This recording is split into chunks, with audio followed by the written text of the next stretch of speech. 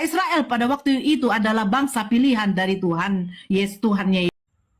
Assalamualaikum warahmatullahi wabarakatuh. Selamat malam, izin Stitch ya, yang punya channel Mbak ya, yang cantik ini. Selamat malam, izin Stitch. Salam toleransi ya. Kita masih berbeda akidah, akan tetapi kita perlu memberikan masukan dan tanggapan apa yang Mbak ungkapkan di dalam video yang singkat ini, bahwa bukankah bangsa Israel ini adalah bangsa pilihan Tuhan, yang mana Tuhannya Yesus atau bapaknya Yesus atau Nabi Isa, ya sesuai dengan apa yang dia jelaskan, mengutus Nabi Musa dari bapaknya Yesus katanya, dan setelah Musa selesai, bapaknya Yesus itu mengutus Nabi Isa atau Yesus katanya. Artinya apa? Secara tidak langsung Mbak ini menjelaskan dan dapat diambil kesimpulan bahwa Nabi Isa itu Yesus itu sendiri dari ungkapan Mbak tadi. Karena sering orang-orang kita Nasrani menyebut seperti Elia misalnya kan, Nabi Isa itu berbeda dengan Yesus gitu kan. Namun bagi kita itu sama ya, Nabi Isa Yesus itu sendiri atau Isa putra Maryam. Apa yang Mbak ungkapkan tadi, bahwa setelah Musa berakhir, selesainya bangsa Israel dari perbudakan, maka bapaknya Yesus atau Nabi Isa mengutus Yesus kan setelah Musa alaihissalam. Baik, singkatnya begini Mbak ya, di dalam Al-Quran dijelaskan secara jelas, nggak ada kita pusing mengambil kesimpulan ya, bahwa Musa alaihissalam itu yang mengutus bukan Bapa, tetapi Allah Subhanahu wa taala.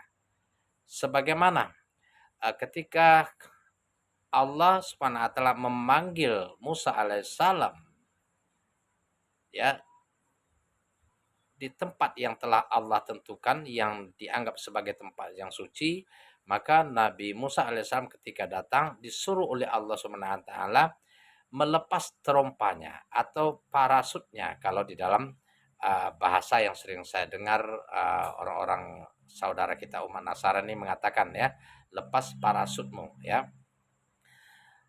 Allah ingin memberikan wahyu kepada Musa alaihissalam. Apa wahyu yang paling utama diberikan Allah kepada Musa alaihissalam? Innani anallahu la ilaha illa ana fa'budni wa aqimis sholata li zikri. Sesungguhnya aku adalah Allah, kata Allah kepada Nabi Musa alaihissalam. Maka sembahlah aku, tiada Tuhan selain aku. Dan dirikanlah sholat untuk mengingat aku. Jadi untuk mengingat rasa bersyukur kepada Allah Subhanahu wa taala, dirikan sholat. Ini disampaikan juga Nabi Musa alaihissalam kepada kaumnya, bahwa Tuhan itu Allah, tiada Tuhan selain Allah. Sembahlah Dia. Nah, setelah Nabi Musa alaihissalam berakhir, seperti yang Mbak bilang tadi, bapaknya Yesus atau Nabi Isa alaihissalam mengutus Yesus. Benar sekali. Ini dijelaskan, kita hanya berbeda menyebut Bapa, akan tetapi Allah yang benar ya. Ya, di dalam Al-Quran ya, itu Allah dari mulai Nabi Adam itu semuanya Allah, tidak ada istilah Bapa gitu kan. Di dalam surat Al-Maidah ayat 46 dijelaskan, wa qafaina ala asarihim bi insaba ni maryama musaddiqul lima baina yadaihim minat taurat. Sesungguhnya untuk meneruskan ajaran Allah dari rasul sebelumnya yang Nabi Musa alaihissalam, maka Allah mengutus Isa putra Maryam. Wa ataina injila fihi hudawan nur. Dan Allah memberikan Injil kepada Isa putra Maryam sebagai petunjuk dan cahaya. Wa musaddiqul lima baina yadaihi minat Taurat wa hudaw wa mau'izatal lil muttaqin. Taurat, Injil yang diberikan kepada Nabi Isa alaihissalam sebagai pengajaran, petunjuk dan cahaya bagi orang-orang yang bertakwa, bagi orang-orang yang mentaati bahwa Tuhan itu Allah dan menjauhi apa yang Dia larang. Itu yang diajarkan, yang diwahyukan kepada Isa putra Maryam, Nabi Isa atau Yesus. Nah, di dalam ayat selanjutnya, Al-Maidah ayat 47-nya, wal yahkum ahlul injili bima anzalallahu fih wa man lam yahkum bima anzalallahu faulaika humul fasikun. Hendaklah, kata Allah, pengikut Injil yang diajarkan Isa alaihissalam atau Isa putra Maryam atau Nabi Isa atau Yesus mengikuti apa yang ditentukan, diputuskan oleh Allah Subhanahu wa taala. Segala perkara kehidupan yang harus kita lakukan sesuai dengan ketentuan yang ada di dalam Injil yang dijelaskan oleh Allah Subhanahu wa taala kepada Isa putra Maryam.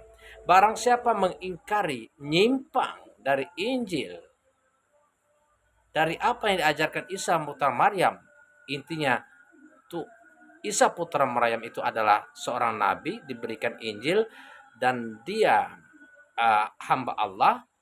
Menyimpang dari itu seperti ibu ya, Yesus itu kalau kita umat Nasrani menjadikan dia Tuhan, ini yang bertentangan dengan apa yang dijelaskan di dalam surat Al-Maidah ayat 47 ini. Barang siapa memutuskan perkara yang tadinya Allah itu Tuhan, namun sebaliknya Isa putra Maryam itu dianggap sebagai Tuhan, maka ini adalah golongan orang-orang fasik, kata Allah. Faulaika humul fasikun.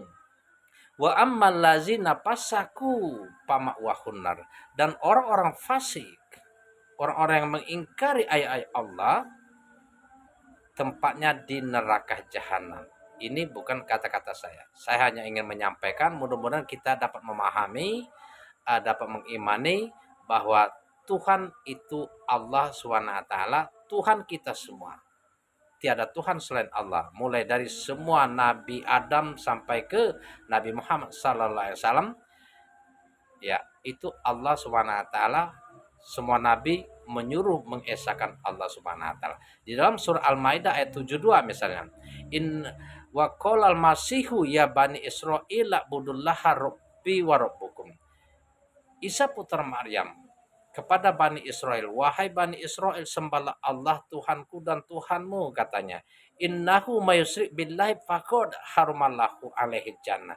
Barang siapa menyembah selain Allah, Tuhanku dan Tuhanmu, kata Isa putra Maryam, maka diharamkan surga bagi mereka.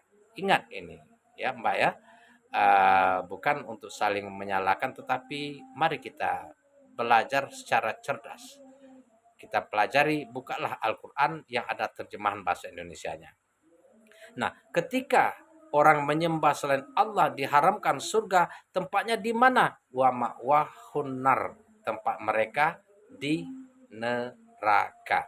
Untuk itu, kita satu agama yang Allah SWT turunkan. Kalau dari dulu mengesahkan Allah, setelah Nabi Muhammad diutus, dibukukanlah yang namanya agamanya Islam. Inad dina indallahil Islam. Nah, barang siapa tidak mengikuti petunjuk dari Allah, tidak memeluk agama Islam, maka Allah SWT berfirman, wa may yabtaghi ghairu islamid dinan fala yuqbala min wa huwa fil akhirati minal khosirin. Barang siapa mencari dan memeluk agama selain Islam, maka dia rugi dan tidak diterima. Ruginya di mana? Innakum wa ma ta'buduna min dunillahi hasubul jahannam. Antum laha waridun. Barang kamu semua dan apa yang kalian sembah selain Allah akan ditempatkan ke dalam neraka jahanam. Sekali lagi, bukan kata-kata saya, saya ingin menyampaikan ayat-ayat Allah yang berupa peringatan bagi kita. Assalamualaikum.